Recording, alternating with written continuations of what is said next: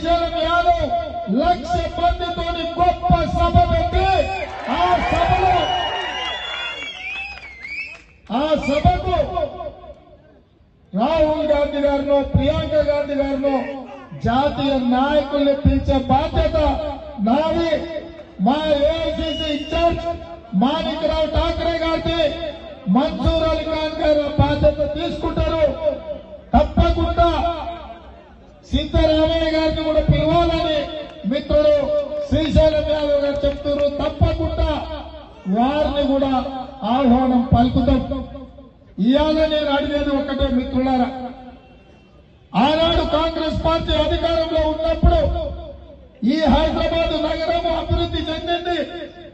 చెన్నైలో ఉన్న ఆనాడు మద్రాసులో ఉన్న సినిమా ఇండస్ట్రీని మర్రి చెన్నారెడ్డి గారు ఇక్కడ స్టూడియోలకు స్థలాలు ఇవ్వడమే కాదు, ఫిలిం నగర్ లో వాళ్ళందరికీ ఇంటి స్థలాలు ఇచ్చి చిత్రపురి కాలనీ ఇచ్చి సినిమా కార్మికులను ఆదుకొని చెన్నైలో ఉన్న సినిమా ఇండస్ట్రీని ఈ రోజు హైదరాబాద్ కి నగరానికి తరలించిన చరిత్ర కాంగ్రెస్ పార్టీది. అదే విధంగా ఈనాడు పద్మాలయ స్టూడియో గాని రామనాయుడు స్టూడియో గాని ఈ స్టూడియోలకు ఉన్న స్థలాన్ని కాంగ్రెస్ పార్టీ ఇచ్చి ప్రోత్సహించింది.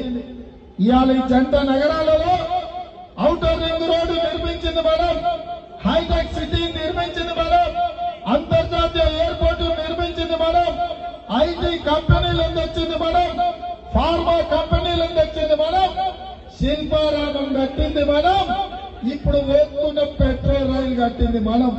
ఆ కనిపించే పెట్రోల్ రైలు కాంగ్రెస్ పార్టీ తెచ్చింది. హైదరాబాద్ నగరంలో కర్ఫ్యూల నుంచి విముక్తి కలిగించింది Congress party. Jubilee bus station Secunderabad లో కట్టింది మనం, కాచిగూడ రైల్వే స్టేషన్ కట్టింది మనం, నాంపల్లి రైల్వే స్టేషన్ కట్టింది మనం, సికింద్రాబాద్ రైల్వే స్టేషన్ కట్టింది మనం, ఎంఎంటీఎస్ రైలు తెచ్చింది మనం.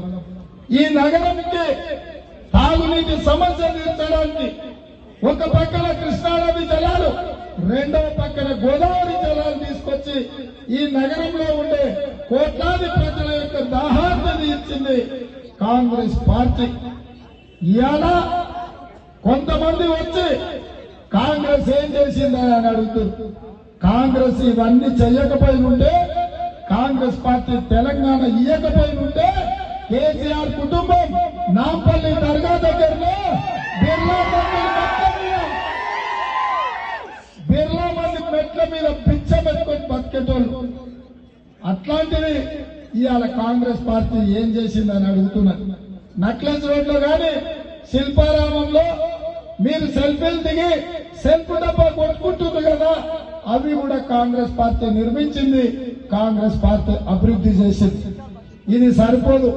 ఈ జంట నగరాల కోసం ఒక మెగా మాస్టర్ ప్లాన్ 2050 వరకు ప్రపంచ దేశాలలోనే ఒక అద్భుతమైన నగరంగా అభివృద్ధి చేయడానికి భవిష్యత్ ప్రణాళిక కాంగ్రెస్ పార్టీ దగ్గర ఉంది.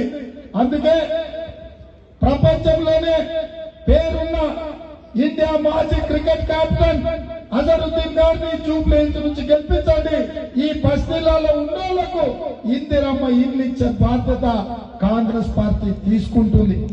ఈ నగరంలో విద్య, ఉద్యోగము, ఉపాధి అవకాశాలు కల్పించే బాధ్యత కాంగ్రెస్ పార్టీ తీసుకుంటుంది. నాకు సంపూర్ణమైన విశ్వాసం ఉంది. ఇవాళ నవీన్ యాదవ్ కు 2014 నాడు ఎంఐఎం టికెట్ ఇచ్చింది. 2018లో టికెట్ ఇవ్వకపోతే స్వతంత్ర అభ్యర్థిగా పోటీ చేసింది. మరి ఎంఐఎం పార్టీ ఎందుకు ఆనాడు సస్పెండ్ చేసింది? ఇవాళ ఎందుకు కాంగ్రెస్ ఒక మైనారిటీకి టికెట్ ఇస్తే ఇంకో మైనారిటీని జూబ్లీ హిల్స్ లో నుంచి పోటీ పెట్టింది? దీని వెనకాల ఉన్న కుట్రేందో మీరు అర్థం చేసుకోండి మిత్రులారా. గోషామాయల్లో రాజాసింగ్ మీద మాత్రం అభ్యర్థిని పెట్టాడు అసదుద్దీన్ ఓవైసీ. గోషామాయల్ ఆయన పార్లమెంట్ లో వస్తుంది, అక్కడ మాత్రం రాజాసింగ్ గెలవాలి, ఇక్కడ మాత్రం అజారుద్దీన్ ఓడిపోవాలా? ఇదేనాడు మైనారిటీల కోసం చేస్తున్న సేవ అని నేను అడుగుతున్నా. ఆ పక్కన షబీర్ అలీ గారిని కామారెడ్డిలో ఓడగొట్టడానికి ఈ రాష్ట్ర ముఖ్యమంత్రి కేసీఆర్ ని అక్కడ పోటీలో పెట్టినాం. అంటే ఈ రాష్ట్రంలో ఇక ఎంఐఎం తప్ప ఎవరు మైనార్టీ ప్రతినిధులే ఉండొద్దా? అందుకే షబ్బీర్ అలీ గారు నిజామాబాద్ అర్బన్ లో అజరుద్దీన్ గారిని జూబ్లీహిల్స్ లో గెలిపించడానికి ఇవాళ కాంగ్రెస్ పార్టీ కార్యకర్తలు కంకణం కట్టుకొని మిత్రుడు నవీన్ యాదవ్ షబ్బీర్ అలీ గారిని గెలిపించుకొచ్చే బాధ్యత నవీన్ యాదవ్ కు నేను అప్పచెప్తున్నా. ఈ నియోజకవర్గ ఎన్నికల నిర్వహణకు మొత్తం ఒక కన్వీనర్ గా ఉపేందర్ రెడ్డి గారిని, నవీన్ యాదవ్ ను, శ్రీరామ్ రెడ్డి అందరు కలిసి కూర్చొని శ్రీశైలం యాదవ్ గారి అనుభవాన్ని తీసుకొని ఏ రకంగా ముందుకు తీసుకెళ్లాలి, భవిష్యత్తులో నవీన్ యాదవ్ ఈ జంట నగరాలలో ఒక మంచి నాయకుడిగా ఎదగడానికి అన్ని రకాలుగా కాంగ్రెస్ పార్టీ అండగా ఉంటుంది. జూబ్లీహిల్స్ ను గెలిపించాల్సిందిగా కోరుకుంటూ మీ అందరి దగ్గర సెలవు తీసుకుంటున్నాను.